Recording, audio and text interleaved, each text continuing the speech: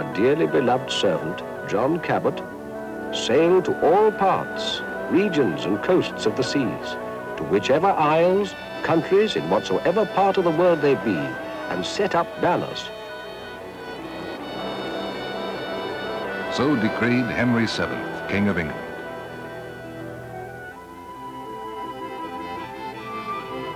Sailing westward in 1497, Cabot made land on what is now Nova Scotia's Cape Breton Island and claimed it for England. But in the affairs of kings and soldiers and the quest for Spanish gold, this northern land was all but forgotten for more than 100 years.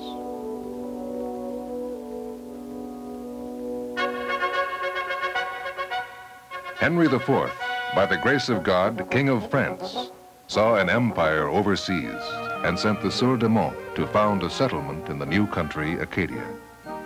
To convert the barbarians, establish trade to enrich the royal coffers, and to make known our name, might, and authority. So it was that de Monts and Samuel de Champlain, with a little band of artisans, built a habitation at Port Royal in 1605.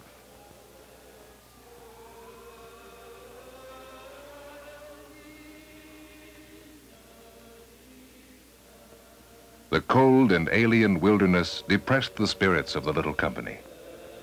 To cheer his people, Champlain formed l'Ordre de Bon Temps, the Order of the Good Time.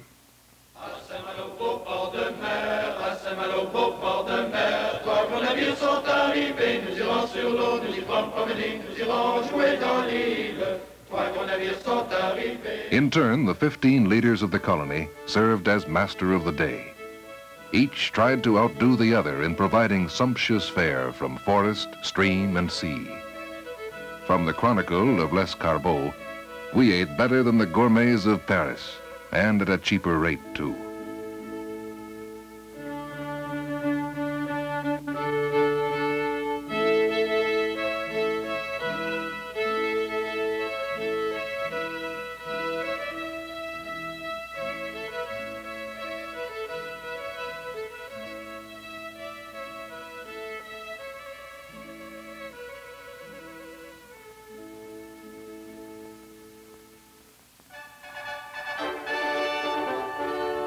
James VI of Scotland, the same being James I of England, claimed the land by the right of Cabot's discovery. In 1621, he gave to Sir William Alexander, statesman and colonizer, a royal charter, granting him the lands lying between New England and Newfoundland. To be beholden to us from our kingdom of Scotland, as a part thereof. Alexander named it New Scotland, Nova Scotia. Soon after, Charles I granted to the province a royal coat of arms, bearing the Cross of St. Andrew charged with the royal arms of Scotland. Thus, Nova Scotia achieved its flag, the first and only colony of Great Britain to possess a flag of its own through royal charter.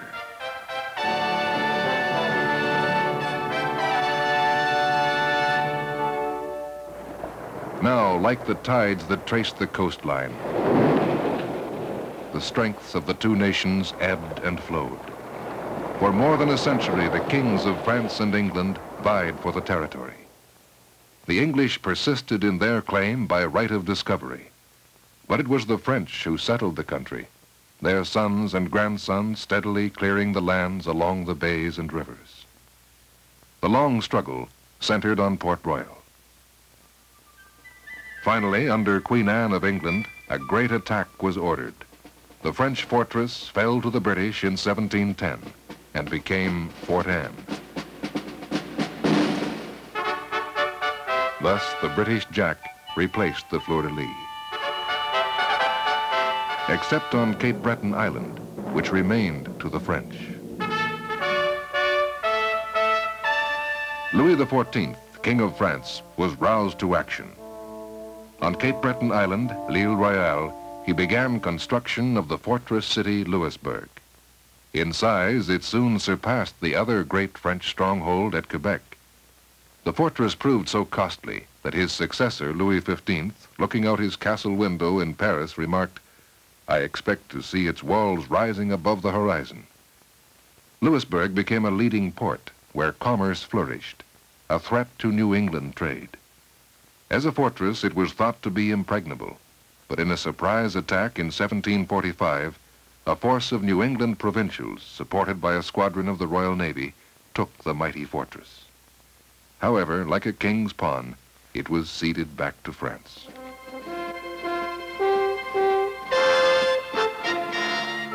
George II of Great Britain resolved to protect the English interests and sent Colonel Edward Cornwallis to establish a military base. In 1749, Cornwallis chose the site, a guardian hill overlooking a natural harbor, and founded Halifax. British forces at Halifax now faced the French at Louisburg. Louisburg, vital to the French, commanded the mouth of the St. Lawrence, lifeline to their vast territories circling inland. Halifax protected the British colonies along the Atlantic seaboard and kept the watch on Louisburg. Within 10 years, France and England were at war again in both Europe and America.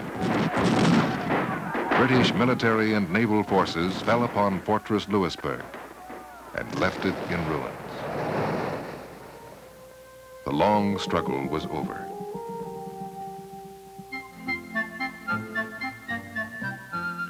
British forces based at Halifax maintained their watch over the Atlantic seaboard. As the pages of history turned, the American Revolution, the Napoleonic Wars, and the War of 1812 threatened British North America. And to meet each challenge, fortifications were expanded. The summit of Citadel Hill was cut down 4 times to take its present form.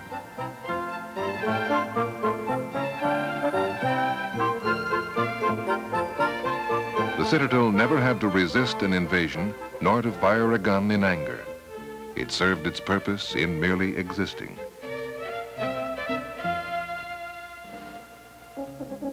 Behind the history and power of kings were the people. First, the Acadians settled the salt marsh lands along the rivers.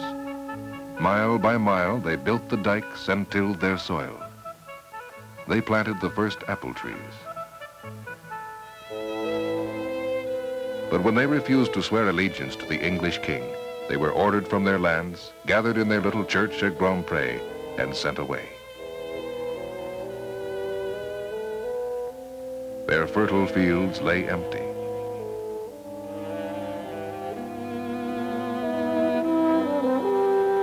Later, farmers from New England, called planters, were given royal grants to these lands. And about the same time, the Irish settled in the province. In 1753, farmers from Europe were brought in to cultivate the land and provide food for the garrison at Halifax. These German, Swiss, and French Huguenots founded Lunenburg. When they drew their lots with playing cards, they little knew the hardships they would face.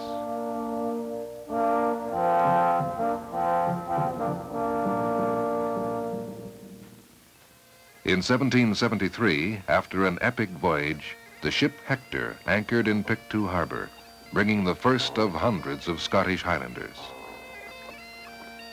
With the Scots' respect for learning, even this first small company brought their teacher with them. Later, many Scots settled on Cape Breton Island. 30 years had passed since the Battle of Culloden with its bitter aftermath, when the clans had been driven from their Highland homes and forbidden to wear the kilt. Now the Scots found a new homeland and freedom to carry on their Highland ways. War on this continent brought another group of settlers to Nova Scotia. During the American Revolution, men and women loyal to the British Crown were welcomed by the little colony.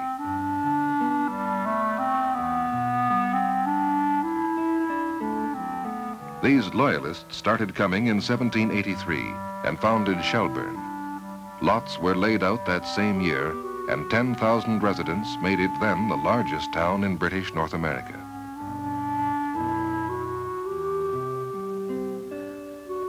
The Loyalists, many of them aristocrats, were unfitted for pioneer life, but were resolved to remain under the crown. Strong believers in the British form of democracy and law, the Loyalists deeply influenced the political development of the province. In 1794, Edward, Duke of Kent, arrived in Halifax as Commander-in-Chief of the forces. The garrison town soon reflected many of his varied interests. He built a country estate on Bedford Basin. The rotunda, his music room, remains. Perhaps the Duke had a penchant for round structures. He influenced the design of St. George's, the round church. After leaving Halifax, he commissioned the garrison clock for Citadel Hill.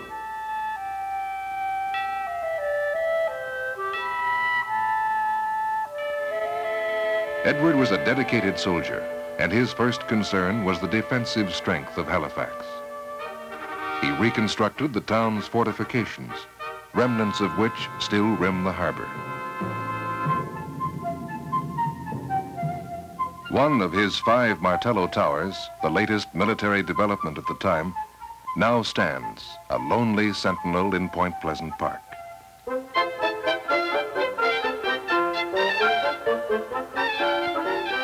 The park itself, still reserved by the Crown for use in time of war, is leased to the city for a shilling a year.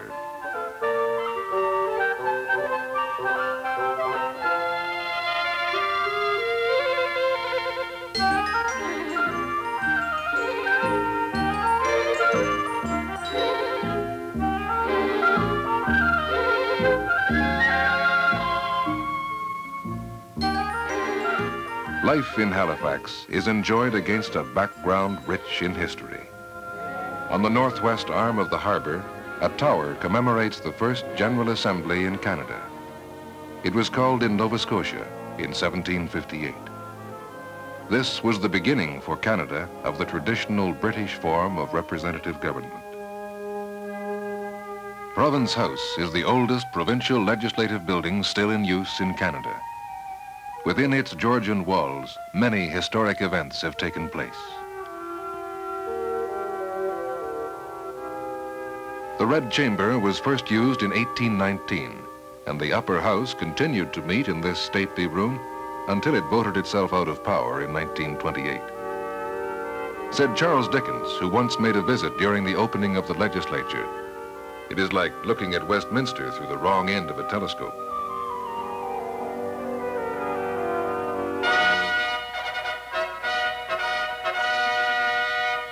In the legislative chamber in 1848, Nova Scotia brought in responsible government. This was one of her great contributions to the traditions of the nation to come.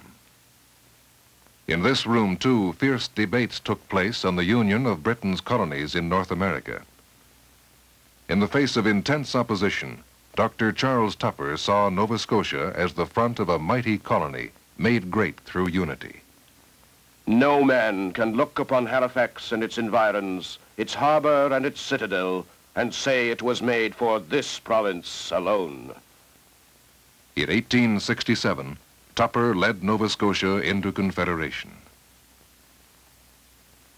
Into this union, the province brought a great heritage of political and social achievements. Canada's first newspaper had been printed in Halifax in 1752. The Halifax Gazette, now the Royal Gazette, is the oldest newspaper of continuous publication on the continent. In the courtroom, now the Legislative Library, Joseph Howe won freedom of the press in Nova Scotia. In 1835, he was sued for libel. In his newspaper, the Nova Scotian, he had exposed corruption of the Halifax magistrates. No lawyer dared defend him, so he prepared his case himself and made a 6-hour address to the court. Yes, gentlemen, come what may, while I live, Nova Scotia shall have the blessing of an open and unshackled press. Howe was acquitted. St. Paul's, the first church of England in Canada, was erected at the expense of the Crown and endowed as a royal foundation by George II. It was opened for public worship on the 2nd day of September in 1750.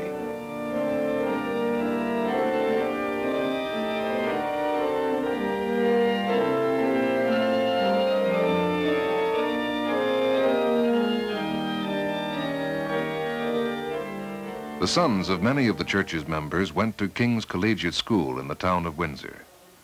Established in 1788, King's was the first private school for boys and still functions there in the English tradition.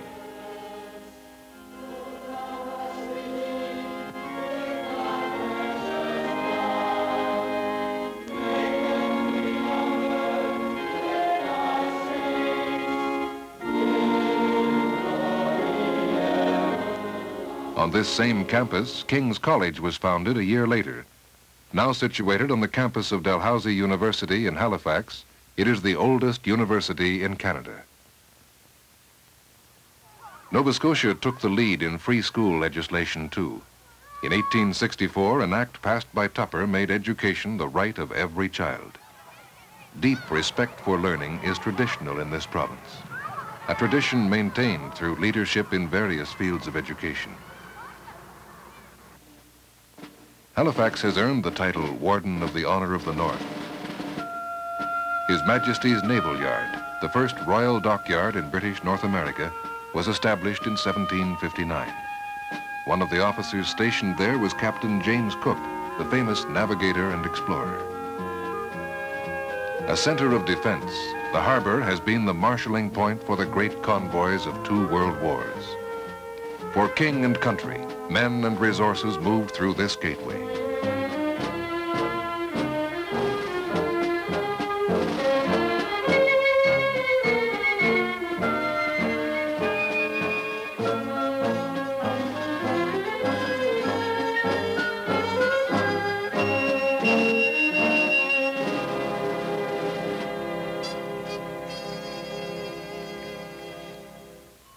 Nova Scotia is rich, then, in the history of 350 years and the traditions, skills, and talents of the people who came here.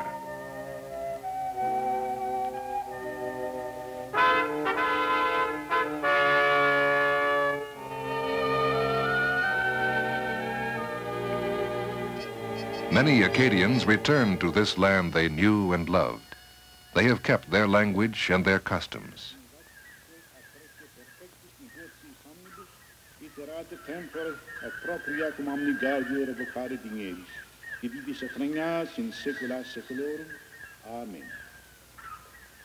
As in the ports from which their forefathers sailed 3 centuries ago, the fishing fleet is blessed before putting to sea.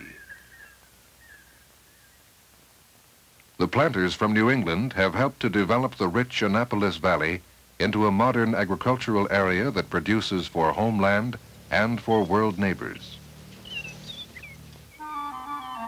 At Lunenburg, the European farmers turned to the sea. They became fishermen and builders of ships and made Lunenburg famous among seafaring men the world over.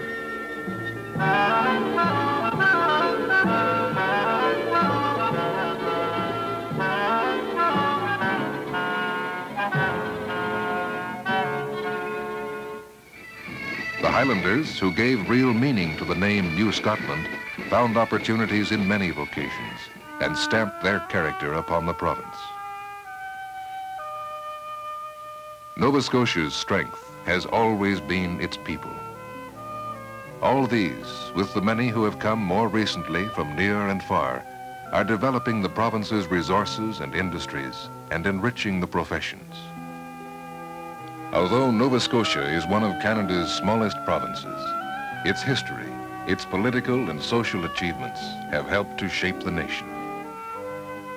Said Joseph Howe, "A wise nation preserves its records, decorates the tombs of its illustrious dead, repairs its great public structures, and fosters national pride and love of country by perpetual reference to sacrifices and glories of the past."